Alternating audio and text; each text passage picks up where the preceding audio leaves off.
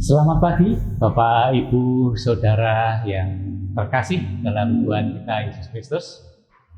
Pada pagi ini kita jumpa lagi dalam acara persekutuan doa pagi. Di mana pada persekutuan doa pagi kali ini kami mengambil tema yaitu hukuman Tuhan berlaku bagi yang tidak taat. Dengan mengambil bacaan dari kitab Yehezkiel pasal 7 ayat pertama sampai yang ke-9.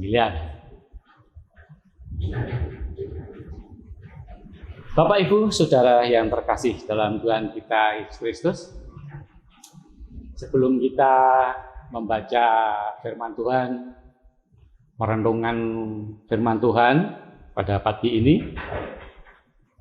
marilah kita bersatu dalam doa untuk kita memohon pertolongan Roh Kudus, sehingga apa yang akan kita baca, kita renungkan hanyalah seturut kehendak Tuhan saja. Mari kita bersatu dalam doa. Terima kasih Tuhan Allah Bapa kami yang bertakhta dalam kerajaan surga yang mulia. Bersyukur pada pagi ini kami Engkau izinkan datang ke tempat ini untuk bisa bersama-sama membaca, merenungkan, dan memahami firman Tuhan.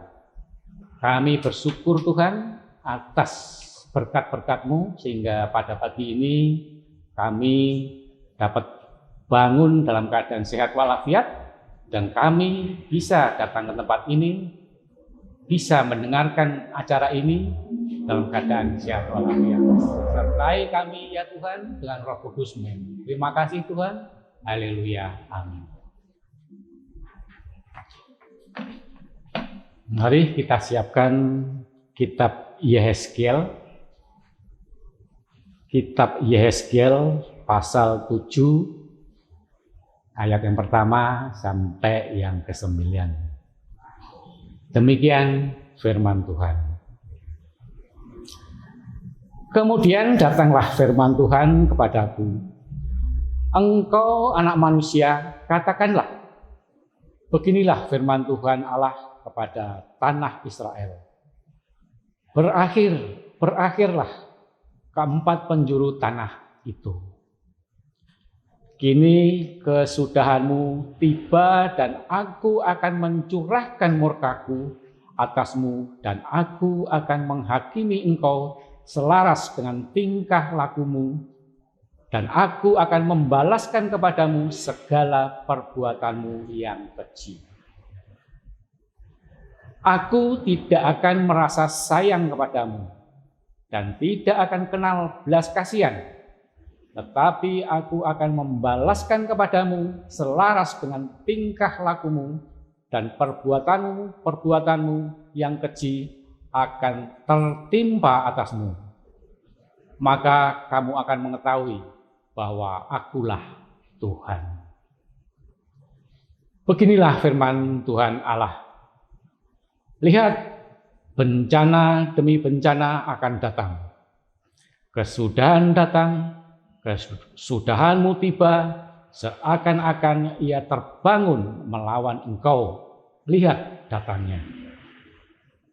Malapetaka datang atasmu. Hai penduduk negeri, waktunya datang, saatnya tiba. Hari huru hara bukan tempik sorak di atas gunung-gunung. Sekarang dengan segera aku akan mencurahkan amarahku atasmu dan malah melampiaskan murkaku kepadamu. Aku akan menghakimi engkau selaras dengan tingkah lakumu dan membalaskan kepadamu segala perbuatanmu yang keji. Aku tidak akan merasa sayang dan tidak akan kenal belas kasihan. Selaras dengan tingkah lakumu akan kubalaskan kepadamu dan perbuatanmu yang keji akan tertimpa atasmu. Maka kamu akan mengetahui bahwa aku Tuhanlah yang memusnahkan. Demikian Bapak Ibu Saudara yang terkasih dalam Tuhan kita Yesus Kristus, bacaan firman Tuhan. Berbahagialah bagi kita semua yang mau mendengar firman Tuhan dan melaksanakan firman Tuhan ini dalam kehidupan kita sehari-hari.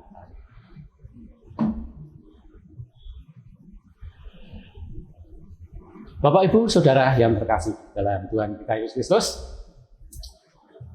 firman Tuhan ini disampaikan melalui Nabi Yeskel pada saat Nabi Yeskel itu berada di pembuangan di daerah Babil. Kita bisa membayangkan bahwa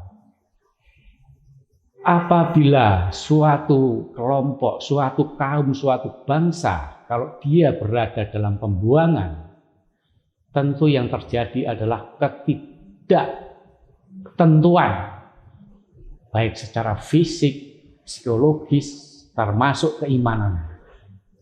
Sehingga mereka secara iman terguncang, fisik juga terguncang, psikologis terguncang, sehingga mereka, bangsa Israel pada waktu itu, dalam kondisi yang seperti itu, mereka melakukan perbuatan-perbuatannya tanpa ada tata cara, tanpa terikat dengan beban-beban kerohanian, tanpa ada ikatan-ikatan. Padahal waktu itu sudah ada hukum Taurat yang begitu menjunjung moral secara penuh dalam kehidupan bermasyarakat. Semuanya itu dilanggar, yang ada adalah mereka menjalankan kehidupannya sendiri sesuai dengan kemauan sendiri-sendiri. Bapak Ibu Saudara yang terkasih dalam Tuhan kita Yesus, sebenarnya bangsa Israel pada waktu itu sudah berulang kali ditegur, diingatkan oleh para ulama, para nabi yang pada saat itu membimbing secara kerohanian kepada mereka. Tapi kita tahu sendiri bahwa bangsa Israel adalah terkenal dengan bangsa yang tegar tengkuk, keras kepala, dan mereka hanya mau sesuai dengan kemauan sendiri. Ya, itu bisa kita mengerti karena memang bangsa Israel pada waktu itu selalu dalam kondisi yang tertekan karena dalam pembuangan. Ingatan-ingatan atau perhatian-perhatian yang disampaikan oleh para imam, para nabi itu tidak digubris. Sehingga mereka ditegur oleh Tuhan pada waktu itu melalui para nabi, para imam, melalui nubuat-nubuat, melalui nabi itu supaya menyampaikan kepada bangsa Israel. Disitulah Tuhan berfirman kepada bangsa Israel. Tuhan berjanji akan memberikan sanksi, memberikan hukuman, penghukuman pada mereka apabila mereka tetap bertahan dalam kehidupan yang lama dengan cara yang lama. Mereka sudah menduakan Tuhan pada waktu itu.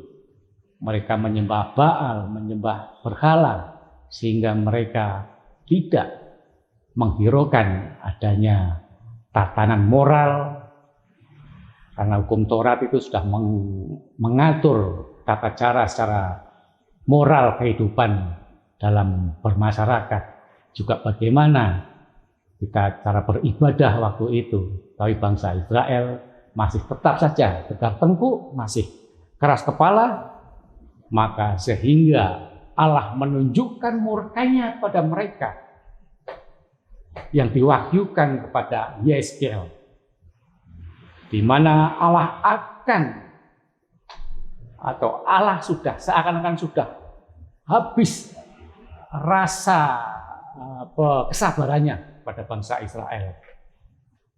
Sehingga bangsa Israel waktu itu harus menerima hukuman yang telah Tuhan tetapkan, selaras dengan tingkah lakunya, bahkan perbuatan-perbuatan keji yang mereka lakukan.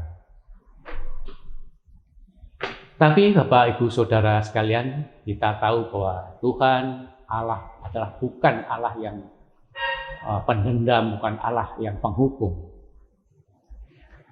Tapi kemurkaan Allah ini tidaklah bermaksud Allah ingin menghancurkan umatnya.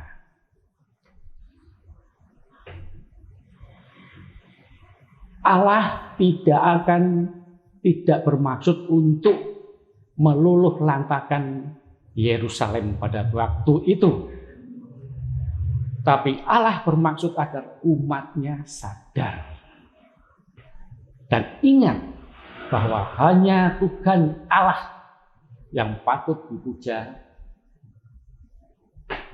dimuliakan, dan disembah. Bapak Ibu Saudara yang terkasih dalam Tuhan kita Yesus Kristus, kira-kira masihkah atau tidakkah murka Allah itu akan terjadi di zaman seperti sekarang ini, yang akan dimurkakan pada umatnya, yang akan disampaikan kepada kita semua sebagai umat manusia? Ya, tentu masih. Karena Allah yang dulu juga masih sama dengan Allah kita yang sekarang ini. Hanya kalau Allah di masa lalu menunjukkan murkanya itu melalui para nabi, melalui nubuatnya para nabi, para imam-imam. Akan tetapi kalau sekarang dengan kedatangan Yesus Kristus di dunia ini, semua firman Tuhan itu disampaikan langsung oleh Tuhan kita Yesus Kristus, di mana kita orang yang percaya mengenalnya melalui Injil Kristus. Tuhan kita bukanlah Tuhan yang penghukum atau Tuhan yang suka menghukum umatnya, tapi Tuhan kita adalah Tuhan yang penuh kasih dan karunia.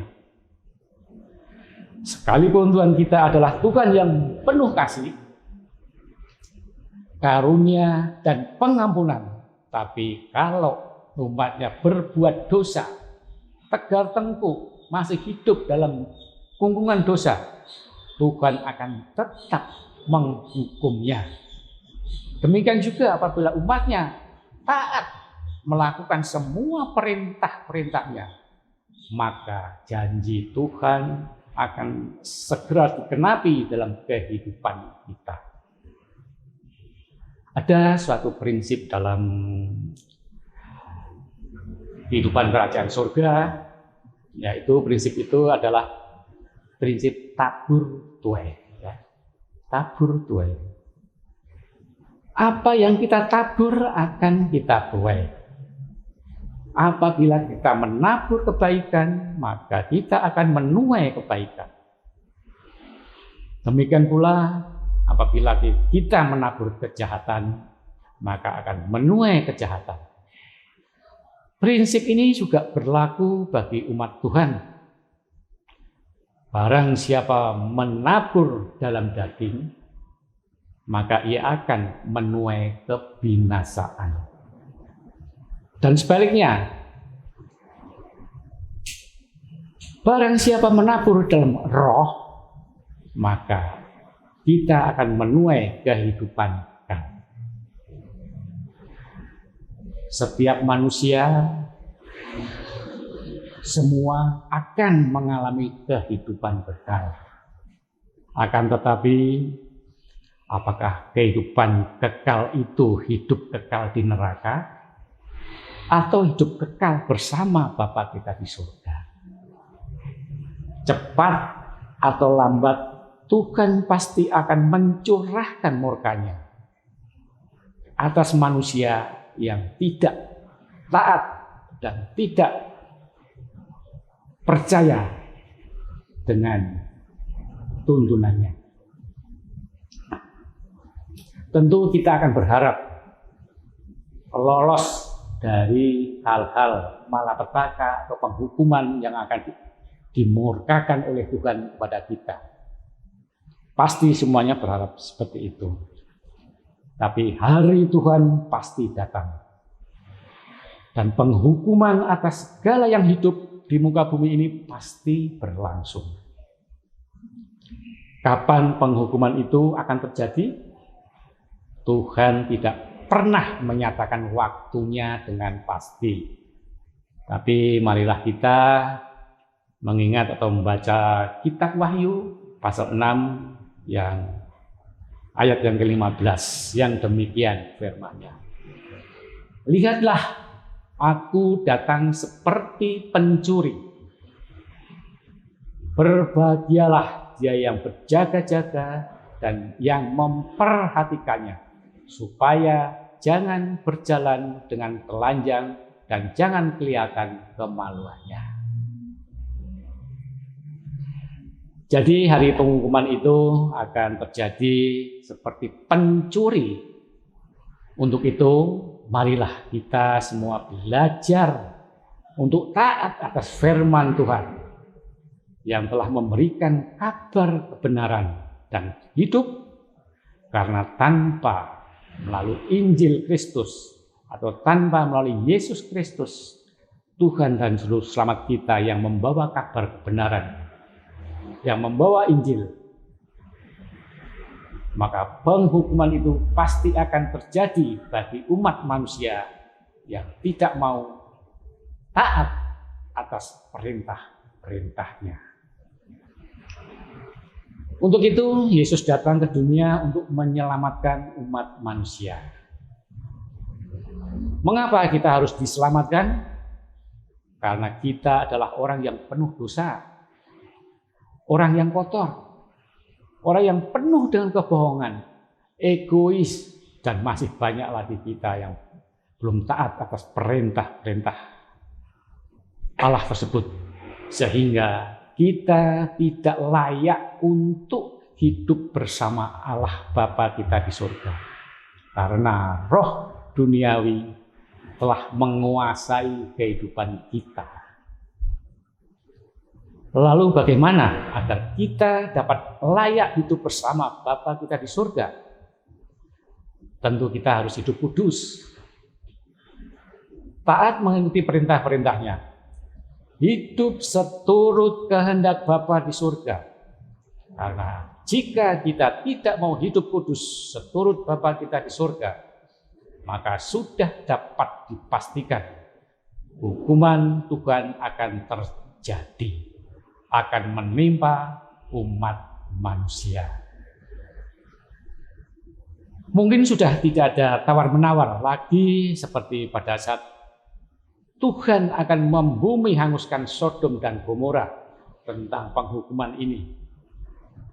Karena Tuhan sudah selalu setiap saat selalu mengingatkan kita melalui berita-berita kebenaran, berita-berita Injil, berita keselamatan, atau melalui Injil Kristus. Untuk itu marilah kita bersama-sama belajar taat dan selalu mengikuti perintah-perintahnya Tuhan kita, Allah Bapa kita yang di surga. Amin. Sebelum kita tutup atau kita hengkang dari tempat ini, marilah kita tutup dengan doa. Mari kita bersama-sama bersatu dalam doa. Terima kasih Tuhan Allah Bapa kami di surga. Kami percaya bahwa Engkau pada saat ini telah menyertai kami dalam persekutuan doa di pagi ini dari awal, pertengahan hingga akhir. Tuhan, kami percayakan semua ini. Kami sudah berusaha sekuat tenaga kami, sehingga apa yang kami baca, kami renungkan, dapat kami laksanakan dalam kehidupan kita sehari-hari. Ampuni segala kesalahan kami, ampuni segala dosa kami. Apabila dalam penyelenggaraan doa pagi ini ada hal-hal yang kurang berkenan di hadapan-Mu ya Tuhan. Tuhan, kami berdoa juga pada saudara-saudara kami yang pada kesempatan ini tidak bisa ikut mendengarkan atau mengikuti siaran daring ini. Kami percaya pada kesempatan lain Tuhan akan berikan kesempatan kepada mereka sehingga mereka bisa bersama-sama dengan kami. Tuhan, kami berdoa juga pada teman-teman multimedia yang telah bersusah payah untuk mempersiapkan segala sesuatunya sehingga siaran ini, doa pagi ini dapat berjalan dengan baik. Terima kasih Tuhan atas segala puja-puji kami sembahkan kepadamu, pada Tuhan dan Juru Selamat kami yang selalu menyertai kami hari lepas hari. Haleluya. Amin.